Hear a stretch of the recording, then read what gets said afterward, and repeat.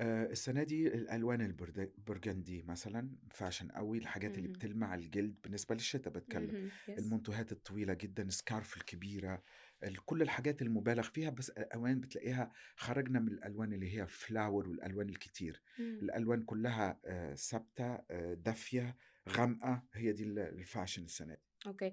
وليك كمان في الcasual والّا لأ؟ دلوقتي باعمل line جديد اهم. prêt à porter أيوه. قُلت قبل كده إن المرأة العربية تنقصها المغامرة. هي ما بتغامرش عشان هي مش لاقية إمكانية للمغامرة أو مش لاقية المحيط الملائم للمغامرة بتاعتها.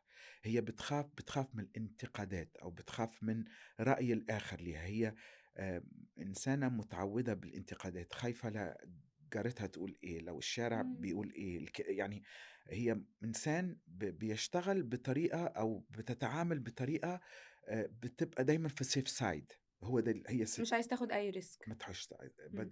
عكس الست الأجنبية اللي هي قد ما تبقى الحاجة فيها risk ومغامرة وحاجة جديدة، قد ما تبقى هي موجودة وملفتة. اهم. ده كمان يعني عايزة أسألك بقى عن حاجة مهمة جدًا بمناسبة الموضوع ده وإن المغامرة. الفنانات العربيات هنا أو الred carpets عمومًا هنا، إيه الفرق بين الred carpets العربية والحاجات مثلًا في هوليوود؟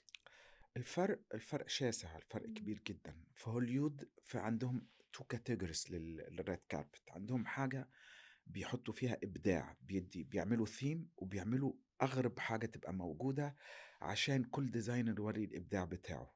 اهم.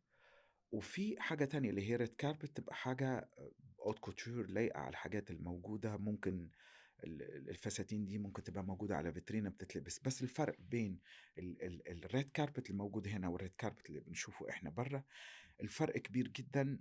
إنه هناك بيحبّوا كل جديد، الفنانة بتغامر بحاجة جديدة وبتدّي آآ بتساعد الdesigner إنه يبقى باين. هنا عايزة الحاجة تبقى شبهها، عايزة الحاجة متشافة قبل كده، عايزة الحاجة قريبة منها أوي لدرجة إن هي تبقى ما فيش تغيير أو ما فيش جديد. مع ده بنسمع انتقادات من ناس ما لهاش أي خبرة أو صحيح. أي ما عندهاش أي علاقة إمم. بالfashion أو أي علاقة باللبس. مش